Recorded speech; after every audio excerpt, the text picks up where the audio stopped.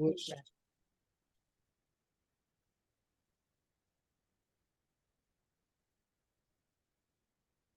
Okay.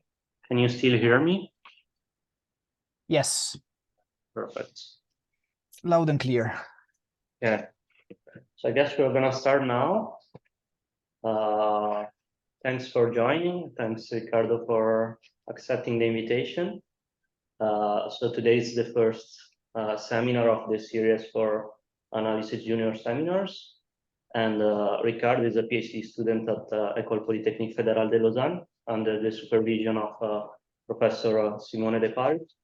And he's going to talk about addressing temporal complexity and geometrical variability in model order reduction of hæmodynamics. So thank you again, and you can start.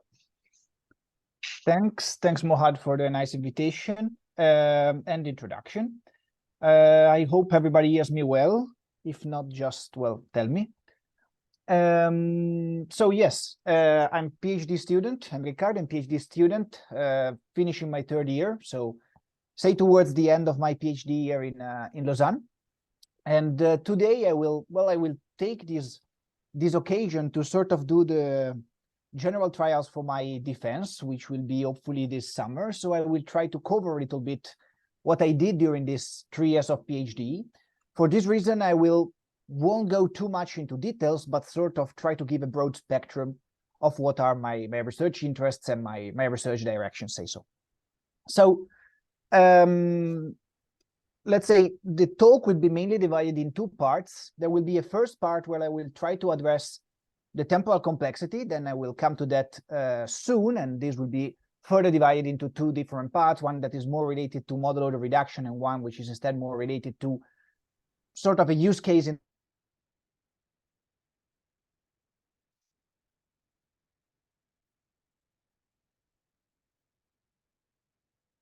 Hi, Riccardo, can you hear me?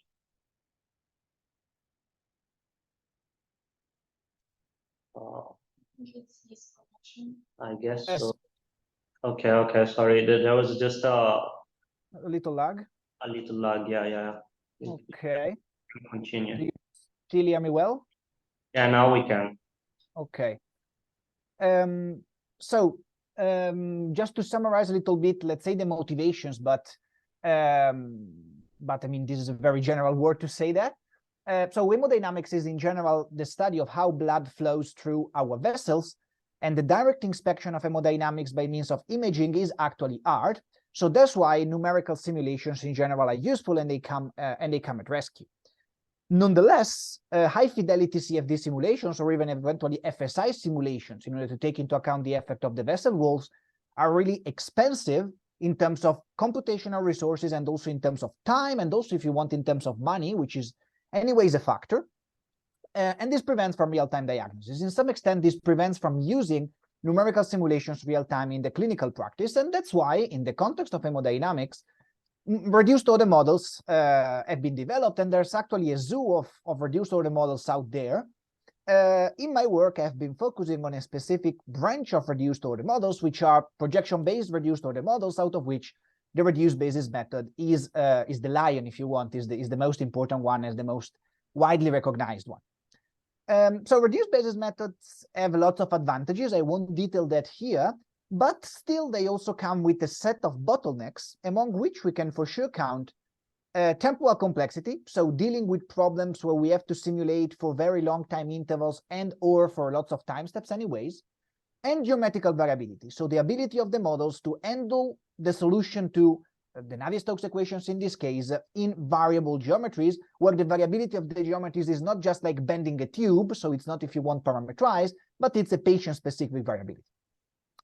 So again, in my first part, I will focus on temporal complexity, whereas the second part will cover geometrical variability. So part one, so temporal complexity, let's kick off just by introducing briefly what the reduced basis method is, which is, if you want, our cornerstone here, at least in the first part. So let's pick our favorite steady parameterized PDE, again, in the context of hemodynamics, that will be Stokes or Navier-Stokes in general. which we can write in strong form as a general linear or nonlinear system of partial differential equations. Then what is usually done is, well, this is high fidelity discretization, perform some full order model discretization. If the PDE is steady, then this reduces to a linear or nonlinear system of equations, which is the so-called full order model. And this full order model is a big system and is a sparse system. So this is what we get, for instance, via the finite elements method. Then how does the reduced basis method work? Well, this is based on an offline-online splitting paradigm. So we have an expensive offline phase where we solve our full order model problem for many different parameter values, gather the solution in a gigantic, if you want, snapshot tensor, and then sort of try to compute a low-dimensional basis, which is a representative of the solution to our steady parameterized PDE for the set of parameter values we have trained it on. If you want, train is a more machine learning word, but to some extent, this can also be used in the reduced basis context. So this is obviously expensive because we have to compute lots of full order model solutions, and we have to perform a big proper orthogonal decomposition in order to reconstruct the reduced basis. But nonetheless, when we go online, so when we have a new parameter value, we can just take our full order model problem, linear or nonlinear, project it onto a low-dimensional subspace, which basically entails performing matrix-matrix and matrix vector multiplications and nothing more, and then solve a small, dense linear system rather than a big, sparse one. And obviously, this comes with computational gains because the system we end up solving is much smaller. But the point is, well, what happens if we shift to a time-dependent problem? Well, if we move to a time-dependent problem, what we have is, well, a temporal derivative in front of some of the partial differential equations. That's what happens, for instance, with the momentum conservation equations in Navier-Stokes. Nothing prevents from applying the reduced basis method there. If you apply the vanilla, if you want, reduced basis method there, it means that at every time step, we have to project our problem and solve a small dimensional system. So the computational gains stemming from the application of the vanilla reduced basis method comes from the dimensionality reduction in space, but there's no dimensionality reduction in time involved. The dimensionality of the problem in time stays unchanged. So in order to better handle temporal dynamics and hence sort of tackle and handle the temporal complexity bottleneck which may arise if the problem attendance is resolved for many time instances, Choi and co-authors in 2019 proposed space-time reduced basis method. And the basic idea of space-time reduced basis method is to extend the dimensionality reduction paradigm of the reduced basis method from the spatial dimension to the temporal dimension also. So basically, after the application of the full order model discretization, we end up, well, here it's discretized in space. What you see is discretized in space and continues in time, so it's a multidimensional ODE. But that can also be written as a gigantic, monolithic, sparse, linear or nonlinear system, which is basically almost block diagonal because of the time marching scheme that we choose. And then we take that gigantic linear system, we project it onto a low-dimensional subspace, which is spatio-temporal, because the basis is both in space and in time. And we end up solving a small, dense linear system instead of a gigantic, big, but sparse linear system, hence getting significant computational gains. This is the very basic idea. Point is that Choi and co-authors, when they developed their method, mainly focused on simple problems, if you want, like elliptic problems in 2D, mostly. There's maybe a test case in 3D, but yet in a simple case. Whereas what I want to do is employ them in hæmodynamics. And hæmodynamics is Navier-Stokes equations. Under suitable assumptions is Navier-Stokes equations. So Navier-Stokes equations are nonlinear, so I decided to take a step back at the beginning and try to look at what happens for the Stokes equations, which are represented here. I have highlighted in yellow the two sources of parameterizations that I introduced, because I told that the Bauer PDE must be or should be parameterized. So we must have some parameters involved in the formulation. And in this case, we have one parameter that is this G of mu, which is the Dirichlet boundary condition imposed at the inlet of our vessel, so sort of a velocity profile. And then there's this rho C of u, which is basically a reaction term which sort of accounts for the presence of blood clots of variable density in the blood. So if we take the Stokes equations and we discretize with the full order method, so I used P2, P1 finite elements in space and implicit BDF2 in time, we can anyways write it as a gigantic monolithic space-time linear system, which, as you can see, features a saddle point structure. Actually, the problem I focused on doesn't just feature a one-fold saddle point structure, but a two-fold saddle point structure, meaning that we sort of have two sets of Lagrange multipliers. On the one side, we have pressure, which you can interpret as the Lagrange multipliers for the divergence-free constraint. And then we have another set of Lagrange multipliers, again highlighted here, which I use in order to impose inlet boundary conditions weakly. I won't detail why I do that. There's some reason, just trust me, if you can. Then, how does the space-time reduced basis method work? Again, I won't go into the details, but in a nutshell, we take our gigantic space-time problem and we project it onto a space-time reduced subspace, which is spanned by the basis pi that you see in this formulation here. So basically what we do is we compute the full order model residual of the problem, which is this FST minus AST pi W hat, where pi W hat is the full order model reconstruction in space-time of our reduced solution W hat, and we impose an orthogonality. Let's say that this orthogonality is with respect to some basis pi tilde. How do we choose this basis pi tilde? Basically defines the method we are using. The vanilla choice is to pick pi tilde equal to pi, then this is a Galerkin projection in space-time. The problem with Galerkin projections in space-time is that IMSUB stability is not inherently guaranteed. You know that saddle point problems need to be IMSUB stable in order to, well, be solved, in order to find a solution which is reasonable. So if we choose pi tilde equal to pi, this is not guaranteed. And what we can do, one possibility, is to enrich the reduced basis for the velocity with suitable elements called supremises in order to stabilize the problem. And what I investigated is how to do that, in particular concerning time. But there's also other possibilities, like, for instance, minimizing the full order model residual in a least square sense. This basically amounts to choosing pi tilde equal to x minus 1 AST pi, as you see in the right part of your screen. And this is basically a Petrov Galerkin projection, which is very nice because then IMSUB stability is guaranteed.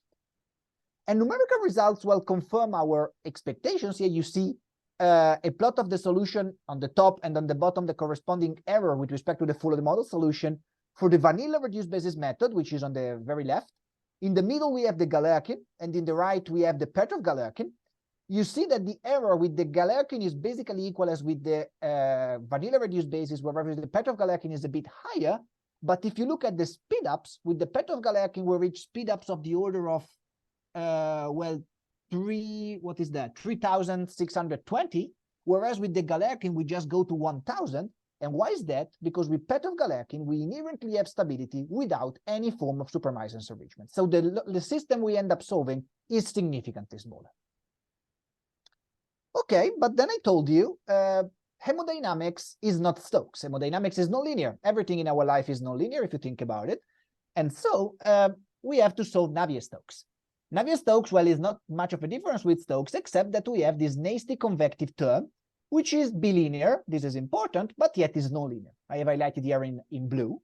So again, if we perform space-time flow, the model discretization of this system, we end up with a gigantic monolithic nonlinear system, where the nonlinearity comes from the presence of the convective term. That we can do as before. Our space-time reduced basis method is equivalent, so we have to impose the orthogonality of the full order model residual in space-time with respect to some basis that can be Galerkin or Petrov Galerkin or whatsoever. But then the problem is nonlinear. We have this convective term that we have to deal with. So, three issues. First of all, the convective term is nonlinear. So when we have nonlinear terms within the reduced basis context, we have to do something, because otherwise our method is too slow. So there's a zoo again of hyper-reduction techniques, like for instance the ones based on discrete empirical interpolation, like DAME or MDAME. Here, instead, we have decided to take a slightly different path, exploiting the bilinearity of the convective term. Because if the convective term is nonlinear, nonetheless it is bilinear, meaning that it's linear in every argument. So we can write, as you can see at the very end of the issue 1 column, we can write our convective term as a linear combination of n squared affine components, where the weights of the linear combinations are the entries of the reduced solution, and the affine components are just the evaluation of the convective term in the reduced basis. Problem is, this is a linear combination of n squared term, n being the number of reduced bases in space for the velocity. If we have, say, 50 reduced bases in space, this means 2,500 affine components, which can nullify the computational gain. But then our reduced bases are naturally ordered since we computed them via POD. Okay, so we have a decreasing singular values. So the first basis is the most relevant and the last basis is the least relevant. So if we just take the first k, your k is a random letter, but if we just take the first k reduced basis, we can yet assemble a convective term which is sufficiently close to the true one, saving lots of computational resources. So this is another aspect which is important to highlight. And then the third thing, which is nonetheless important, is that the problem is nonlinear.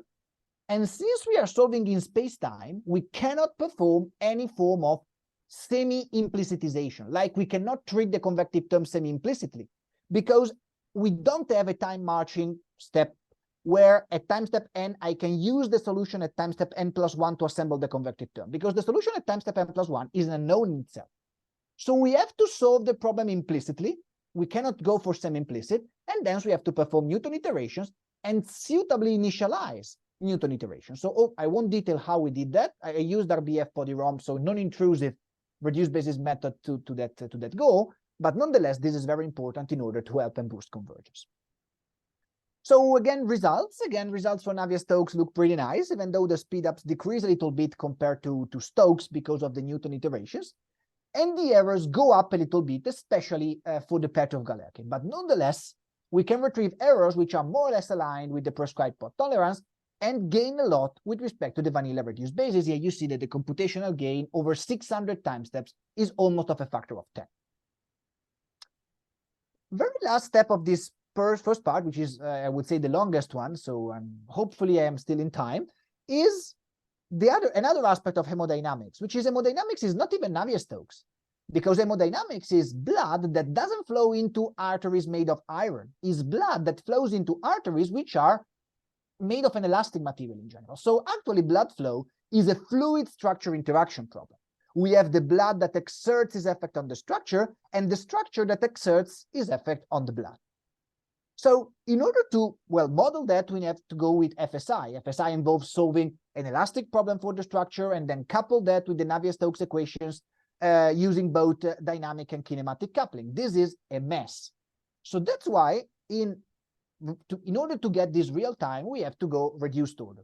And reduced order, I don't mean just reduced basis. I also mean that people like, for instance, Figueroa in 2019, have developed methods or formulations that allow to embed the effect of the wall structure within the Navier-Stokes equations under the form of a generalized Robin boundary condition. I don't write out how the boundary condition writes in the equations because it's a little bit too complicated. Nonetheless, we have something like the equation that you see here in green, where you see that a new letter appeared. And this new letter is D, which is the displacement of the vessel wall. Displacement of the vessel wall, which by kinematic coupling must be such that its first derivative in time is equal to the velocity. Okay, so again, this is a slightly more complicated model, but if we write down the space-time follow the model discretization of the problem, this looks very similar to Navier-Stokes, except that we have some green matrices that pop out, and we have this DST term, which is a new term, which is the displacement of the vessel structure. How do we treat that? The key point of the couple momentum model is that the displacement is present in the problem, but doesn't have to be an unknown. Does have to be a byproduct of the problem. So by solving the problem, we must find out some coefficients which are related, for instance, to the velocity, which inherently tell us about the displacement. And this is quite natural in a vanilla reduced basis context when we do time marching. It's a little bit more nasty if you want in space-time. So the idea we came up with was to write the displacement in space-time as the linear combination where the weights of the linear combination are the velocity reduced basis coefficient. So we don't introduce new unknowns in the reduced problem because the displacement is yet expanded with respect to the coefficients that are used by the velocity. But the basis with respect to which these coefficients are used in the affine components are not the velocity basis. Is the velocity basis restricted at the wall in space? Well, this is quite natural. Whereas is the primitives of the reduced basis for the velocity in time in order to guarantee the kinematic coupling.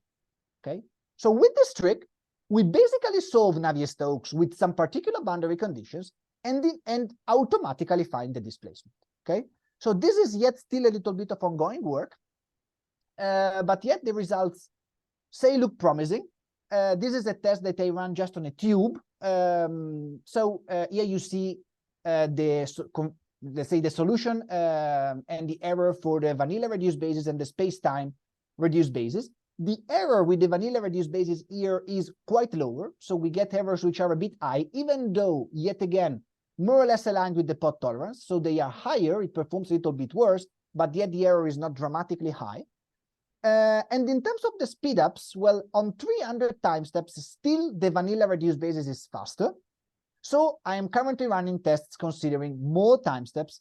But if I consider more time steps, it's quite natural to have that the space-time reduced basis method will be faster because the complexity of the vanilla reduced basis will increase, whereas the complexity of the space-time will stay unchanged because the dimensionality of the basis doesn't depend on the temporal grid, or anyways, it doesn't have sort of a linear dependency on that.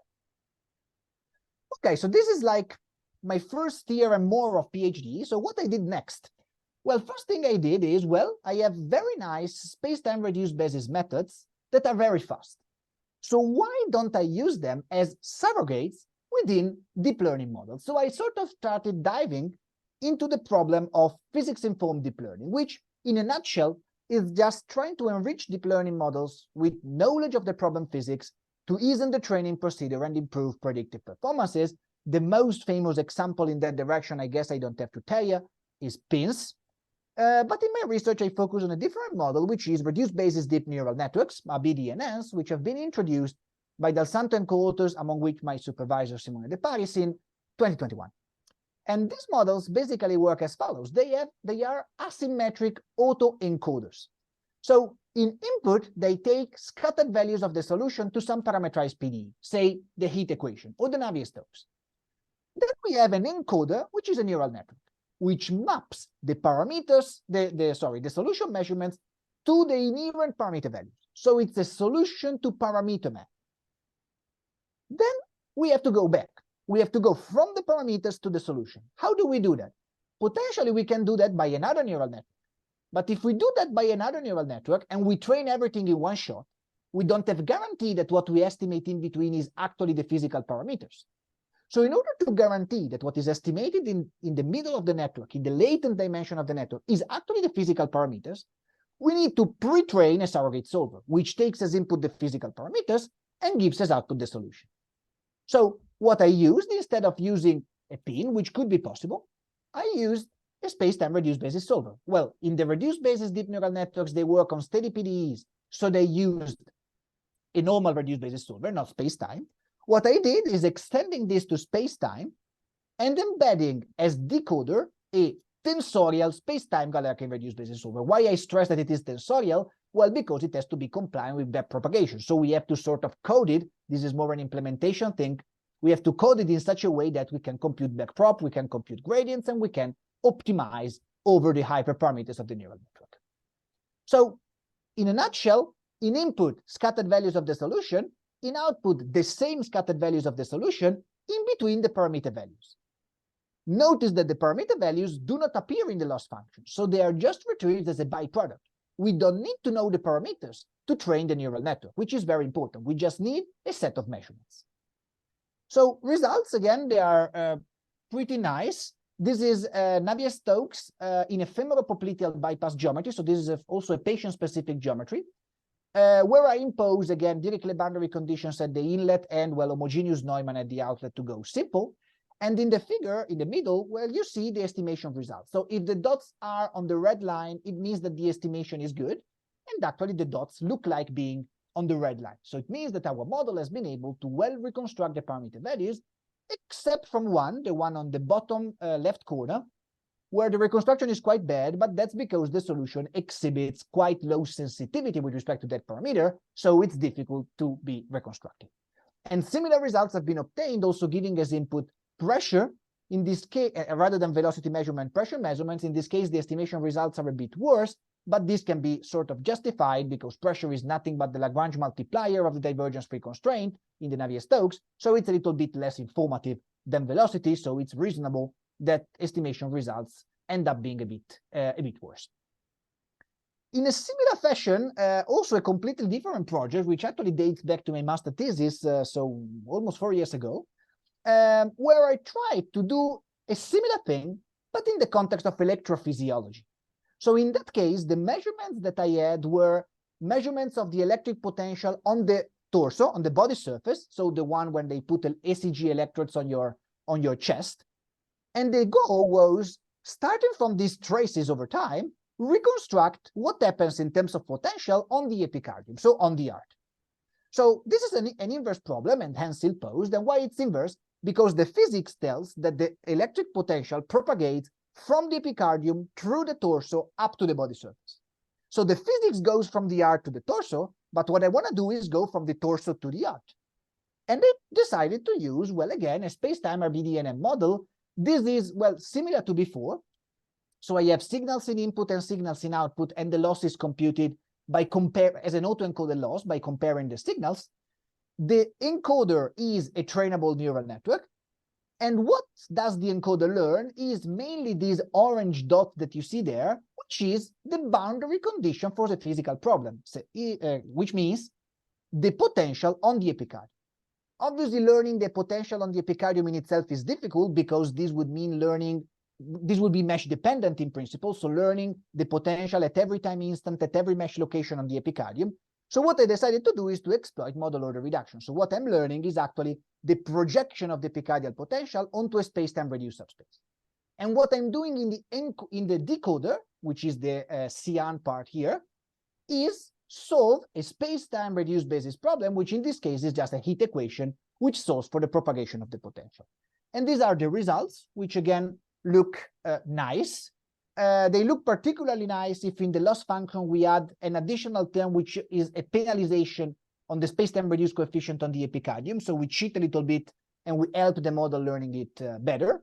But also if we train the model as a pure autoencoder, which means that we just need to know the signals at the torso, both at training and at testing, then the results look nice in the sense that at least the topology of the activation map, so how the potential propagates on the heart, is well reconstructed. So this ends part one. I can now proceed with part two, which is, well, newer and a little bit shorter, hopefully.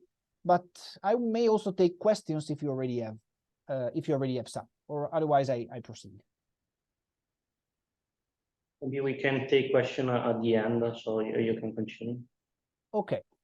So part two, again, I'm focusing on geometrical variability. So I'm changing a little bit the target. So here, the very general idea of the project, well, you can see it in these slides, is to basically compute the solution to the Navier-Stokes equations in variable geometries, where variable geometries, again, doesn't mean bent tubes, but it means patient-specific variable geometries. So my aorta and your aortas, these are aortas, are different, and it's not immediate that we can bend my aorta into your aorta. So I try to tackle that problem. And in general, I try to work in two steps, which actually are the two parts that I will cover. In the first part, there will be the model one, here depicted in red, whose aim is to start from a cohort of shapes and learn how to map this cohort of shapes into one reference shape, which we can also call the atlas.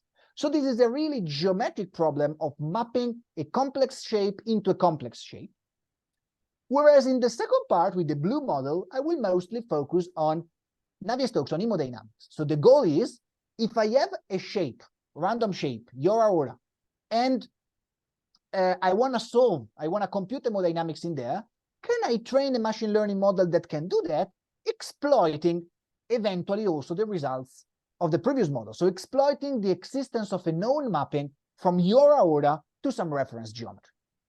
Okay, so in this way, I'm trying to tackle geometrical variability. So part one, again, is the most geometrical one, is the more developed one also. Part one is actually a joint work with Luca Pegolotti, Fanui Kong, and Alison Marsden, which are at Stanford in the Marsden lab, where I had the opportunity to stay for a few months in exchange this spring. So the goal again is to learn geometric mapping. So the first and very important goal is to learn invertible mappings from a patient to an atlas, from a patient to a reference, or in general between two patients. Then I also have some side goals, which I would be happy to satisfy. The first one is, given a cohort of shapes, can I learn a reference shape? Okay, can I learn a mean shape that is representative of all the shapes? This is a secondary goal. And the third goal, which yet would be important, is if I have a cohort of shapes, can I came up with some algorithms that allows me to sample from the space spanned by that cohort and generate new physiological geometries, whereby physiological I mean that make sense compared to the cohort that I have at disposal. So I investigated several methods to do that, and in particular, two of these methods drew my attention, and I will detail them briefly now. So well, before starting off, obviously these are machine learning models, so we need data. First and foremost, all the data that I'm using, I have been taking from the vascular model repository, which is, well, as the name says, a vascular model repository, which is sort of maintained and handled by the Marsden Lab in Stanford, and where you can find geometries and or hemodynamics solutions in a variety of blood vessels, among which aortas, but not only aortas. So for the test cases that I will show you now, I have considered 5 geometries, just 5, healthy aortas, even though I'm now working and running tests on an extended data set comprising 21 geometries. Nonetheless, 5 geometries for machine learning are not much. So what I decided to do is to extend the data set, so implement a data augmentation pipeline, which is based on spline interpolation. So in the very end, the data set I'm working with is made of 500 geometries. So the first model it drew my attention is the ResNet LDDMM model, which has been introduced by Amoret co-authors in 2022. So this model is a shape-to-shape registration model. So I have patient A and patient B, and they want to move patient A to patient B, okay? So I want to deform patient A into patient B. Their idea to deform is, and this is quite a common idea, to solve an ordinary differential equation. An ordinary differential equation of the form x dot equal to f of x. The solution of the ordinary differential equation at time 0, so if you want the initial condition, is my source patient, whereas the neural network is trained in order to, well, compute the right-hand side of the ordinary differential equation such that its solution at time 1, 0 and 1 as random time instance, is equal to my target patient, okay? So this is the first thing. So it's a registration which is based on ordinary differential equations, which are solved by means of residual neural networks, from which the name ResNet. And the second thing is, how do they treat shapes? So for them, a shape is a point cloud, is the cloud of points, okay? So they register a point cloud A to a point cloud B by learning an ordinary differential equation. This is what they do. And they do it on different types of shapes. Here I show an image from the paper where they do it on a set of hands. The second paper which drew my attention is instead a paper of one of my collaborators in this project, Fan-Wei Kong, which actually builds on a former paper called DeepSDF, from a model called DeepSDF, which has been introduced by Park and co-authors in 2019. And the key idea of this model are actually two. Well, the first one is that geometries here are not treated as point clouds, but as signed distance function. The signed distance function is basically a function whose value is in a point x is equal to the distance of that point to the closest point of the geometry. And the sign of the signed distance function is positive if my current point is outside of the shape and negative if it is inside. So it's a different way of representing a geometry. A little bit more involved, if you want, than a point cloud, but eventually more powerful. And the second instead idea, which is key, is that the model that Park and also Kong proposed is not a shape-to-shape registration model, but it's a cohort of shapes-to-shape registration model, meaning that they learn how to register a cohort of patients into a reference atlas shape. And they do this by learning a latent low-dimensional embedding of the patients which are inside this cohort, which is here represented by this shape code ZS that is given as input to the model. In terms of type of architecture, we can say that this is an auto-decoder model. Why auto-decoder and not auto-encoder? Because the latent code, the latent representation of the geometry is not in the middle of the network, but it's given as input to the network. And it's actually trainable input of the model. So I like these models. I like both. I actually also run some tests on this DeepSDF model. And in the very end, the model I came up with is sort of a merge between the two. So I called it Neural ODE LDDMM model. maybe not the best name, but nonetheless, what I did is that I borrowed ingredients from left and right. So from the ResNet LDDMM model, I basically borrowed the idea of treating shapes as point clouds, okay? Because this is easier to deal with. SDFs are maybe more powerful, but they are also heavier and more complex to deal with, also when you have to reconstruct your geometry after the mapping. So point clouds are more immediate. They are easier to treat. So I decided to go with those.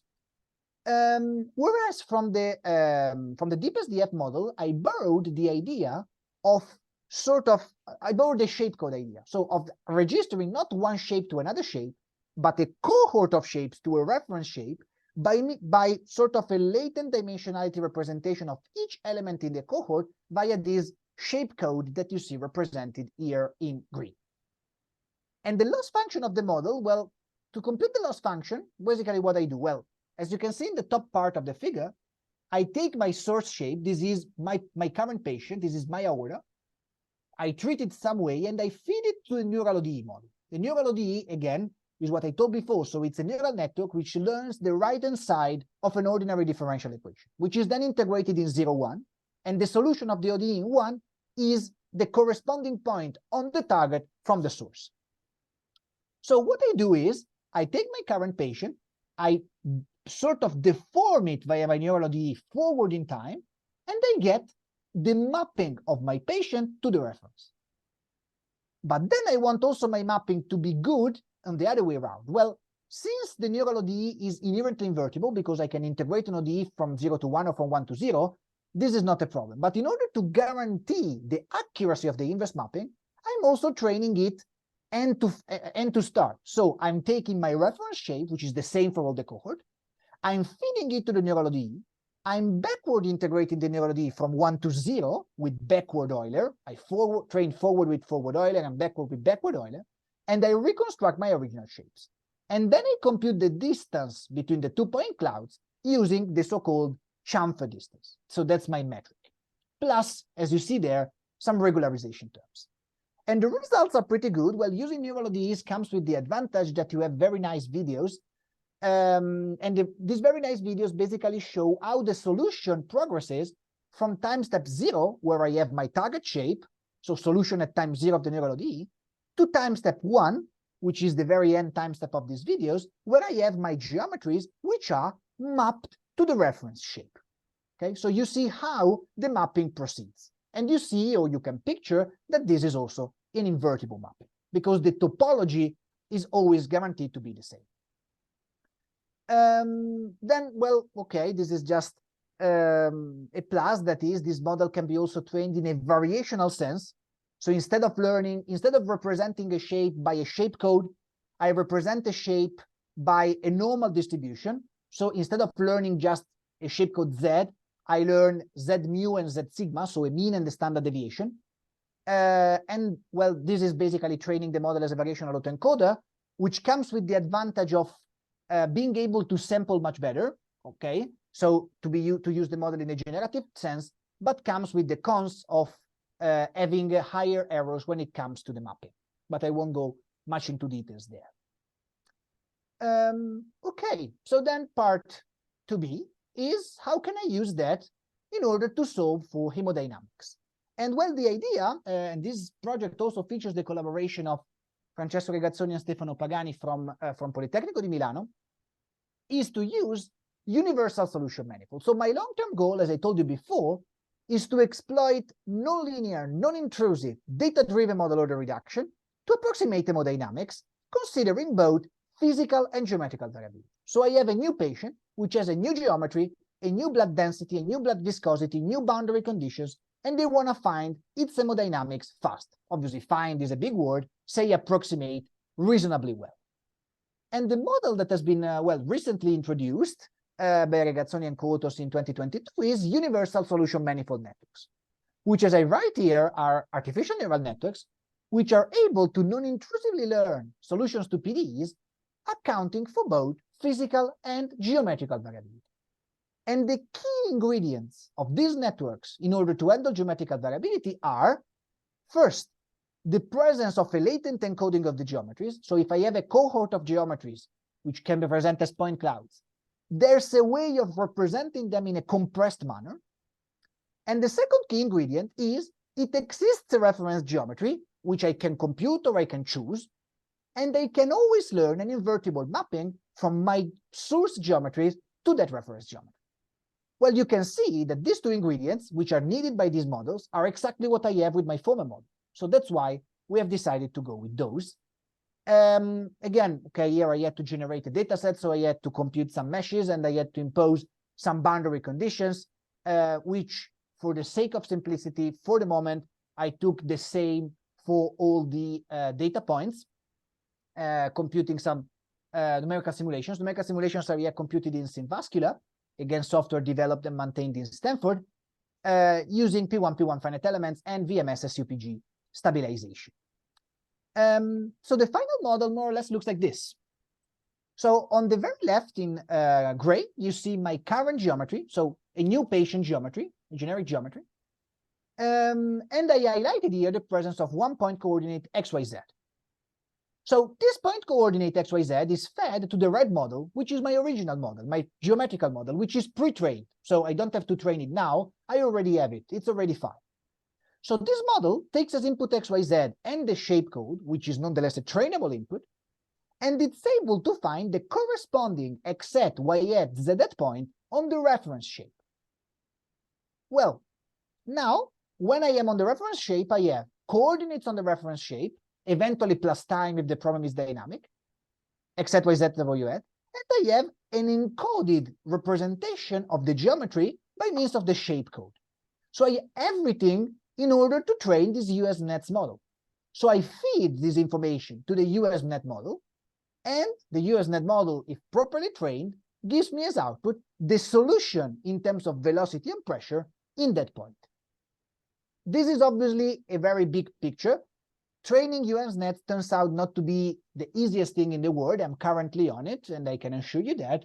But nonetheless, let's say the idea is there. And how do we compute the loss function? Well, the loss function has basically three components. A first component, which is the one with the MSCs there, is the fitting error. So I know the solution at training stage, and I compare the target with the solution to target velocity and predicted velocity. I have regularization terms like ridge regularization to avoid overfitting, and I also have physics-informed terms.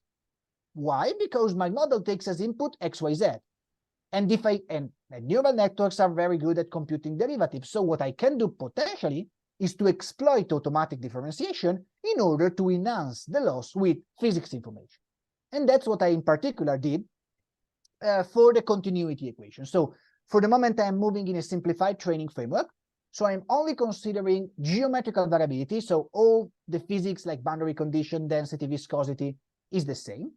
I'm also for the moment neglecting time. So I'm just trying to predict the velocity, not even pressure, at peak systole. That's a choice to simplify a little bit the things in the first stage. And then in terms of penalization of the physics, I am embedding in the loss function a penalization of the divergence-free constraint, which is computed by means of automatic differentiation. And last but not least, I am also imposing no-slip boundary conditions at the lateral boundary by means of a mask function which is learned. So basically, you have another neural network, pre-trained, which is equal to 1 if a point is inside the geometry and 0 otherwise, which basically nullifies all velocity values which don't fall inside the geometry. And as you can see, the results are decent, but not yet good. This I have to admit. So the average error in Euclidean norm is relative error is 9.34%, so there's space for improvement. But yeah, let's say nonetheless, I have some months of my PhD left, so I hope to also fill this all in the next few months. So this is just few references if you are interested. And with that, I thank you for your attention.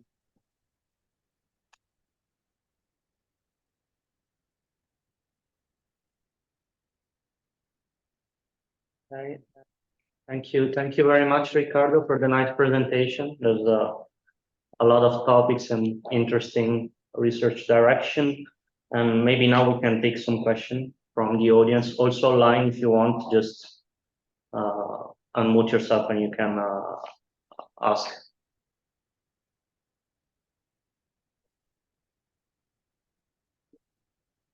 And maybe I can just start.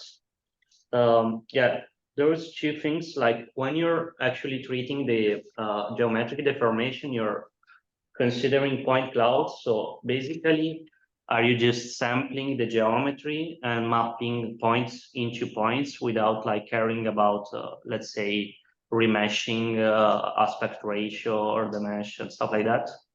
Yeah, exactly. So I am basically treating geometries as point clouds. So I'm not considering connectivities. Okay. Why is that? Well, because, well, then dealing with convectivities can be a bit nasty. There's models which try to map meshes into meshes, trying to maintain the regularity of the mesh, for instance, imposing Laplacian constraints and stuff like that. Those models exist. I have sort of tried them out, even if not with much willingness. They are a little bit harder to train, in my opinion, and I want something lighter also to deal with. So that's why I'm going with point clouds. Yes. Okay. Okay. And just an additional question, like when you're for what's concerned part one, you were speaking about imposing boundary condition, like at the full order level, you're actually using a Lagrange multiplier approach. Can you maybe explain why? Why did you choose to go that direction, and how? I didn't understand quite how did you impose the same condition at the reduced order level? Yeah, I can quickly go back to there, I guess. I can. Let's see. Well, let's say that. Wait. Well, let's go back so it's easier.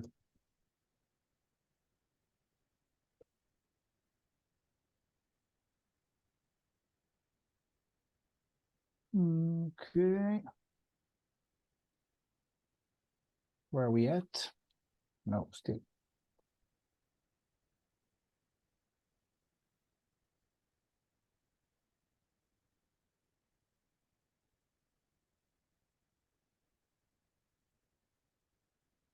Okay. Yeah. So here, you were asking about these lambdas there. Yeah. Okay, so well, let's say in my specific context and for what I did so far, there's not an actual reason why I'm doing that. Okay.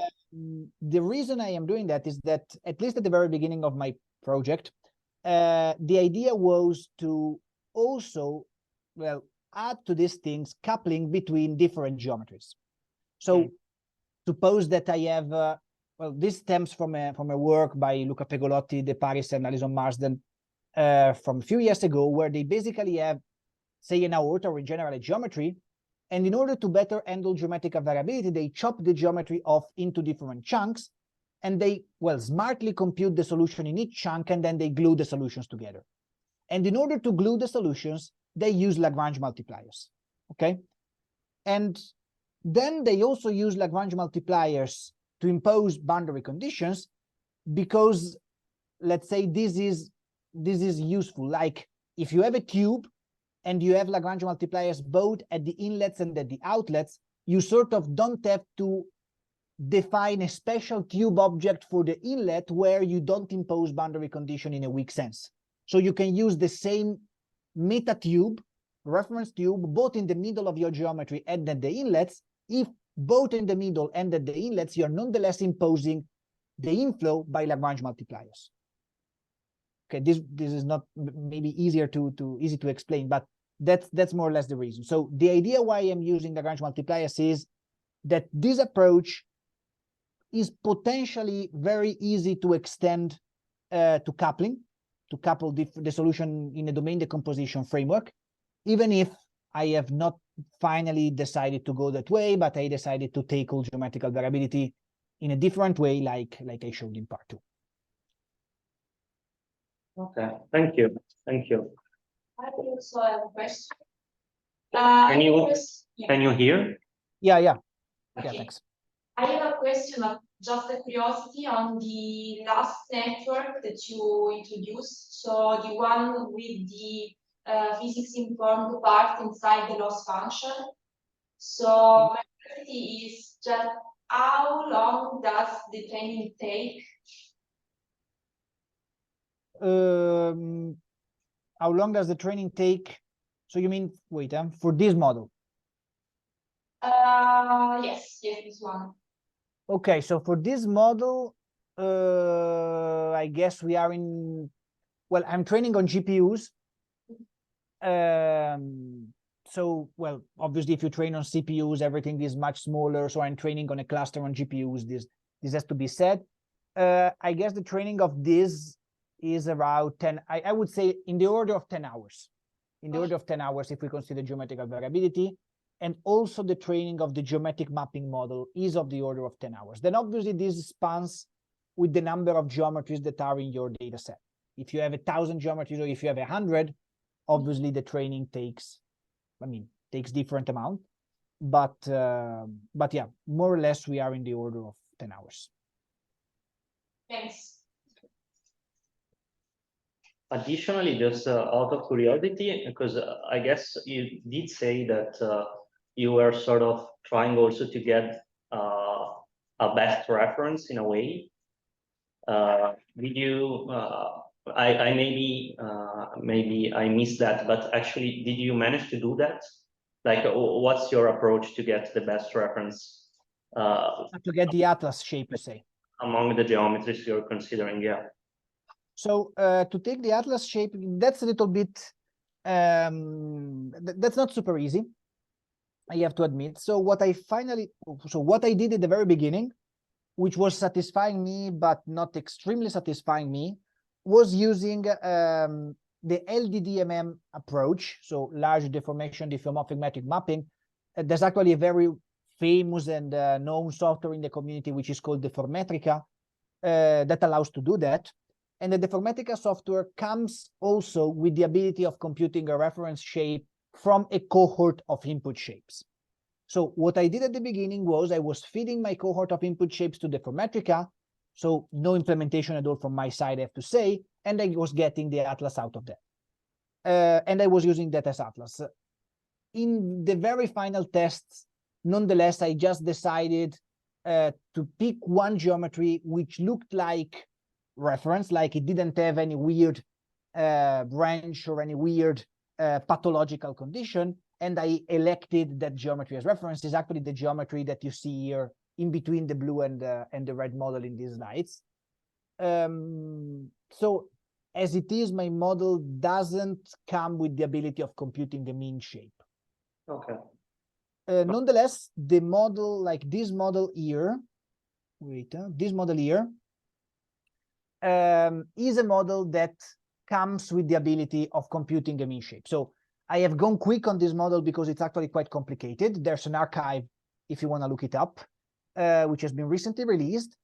But this model also comes with the ability of computing a reference shape. I have, for the moment, neglected that part in my model, but potentially I can also go back there and try to factor it in. It's not in my priority list, but who knows, maybe we'll do that. Thank you.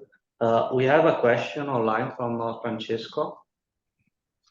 Hi, can you hear me? Yeah, very well, thanks. Okay, perfect. I wanted to ask you, what are the advantages of using your technique instead of just LDDMM, since it's used, it has been used for years for registration-based model reduction? Yeah, very nice question. Thanks. I've gone quickly on that. Let's see, at the very beginning of my part two, where is that? So, well, I tried it. So I mean, LDDMM, like vanilla LDDMM, so Deformetrica is, as you said, something that has been widely used in order to model, let's say, blood vessels even since a long time. But the point is that it ended up working quite well in simple geometries. Like if you just consider your aorta, like the ascending aorta, aortic arc, descending aorta, and the very, very beginning of the branches, maybe, of the subclavian and carotid branches, then it works nicely. Or, for instance, I have seen several works which used LDDMM on pulmonary arteries, okay? Then that is fine. But if you complexify a little bit the topology of your shapes, then LDDMM struggles really a lot. Like on these aortic geometries, where I run my tests, which are fairly complicated, but not dramatically complicated. It's not even coronary arteries, for instance, which have lots of branches and are very difficult to handle. Already on these aortas, the performances of the LDDMM ended up being quite poor. Being quite poor, I mean that the mappings were there. They were not like completely crazy, but nonetheless, I wasn't getting good mapping. I was really, really far away compared to my model in terms of quality of the mapping and chamfer distance of the reference shape. So it's really a matter of how complex your geometry is. If your geometry is simple, LDDMM works like a charm. If your geometry features some topological complexity, then LDDMM may easily fail. That's what I found out. Okay, thanks. Yeah, my concern was also regarding if you have a new online geometry, for example, for which you want to compute a solution, then maybe it would be much more costly to apply your methodology instead of online evaluating a new map from your new geometry to the reference. Well, I haven't spoke about what I'm doing online. Maybe I can detail briefly. Like the model for how it is now, it's like this. So every element of the training data set is associated with a shape code. Okay. So when I go online for a new geometry, I don't have the shape code. So I have to learn a new shape code. So when I go online, this is a little bit of a pitfall of the model, if you want, even though I think it's a little one. When I go online, I still have to perform a little training. But the little training I'm performing online wants to optimize not the weights of the neural network, which are a lot, but just the entries of the shape code, which are a few hundreds. So when I go online, I just have to run, say, 1,000 optimization epochs on the shape code. This may take very few minutes. Like it's not crazy fast, but it's reasonably fast. And after those epochs, I have a nice mapping from whichever shape to my reference shape. But nonetheless, if I go online, I have this little bottleneck, which should be actually considered and pointed out. Thanks. Thank you. Thank you. Okay, so I don't know if there's any other question from the audience or from online. If not, we are perfectly in time, so we can close the session. And thanks, Riccardo, again. Thanks to you for the invitation. It was very nice. Thank you. Thank you. So goodbye and have a nice weekend. Bye-bye. Goodbye. Have a nice weekend, you all. Bye-bye.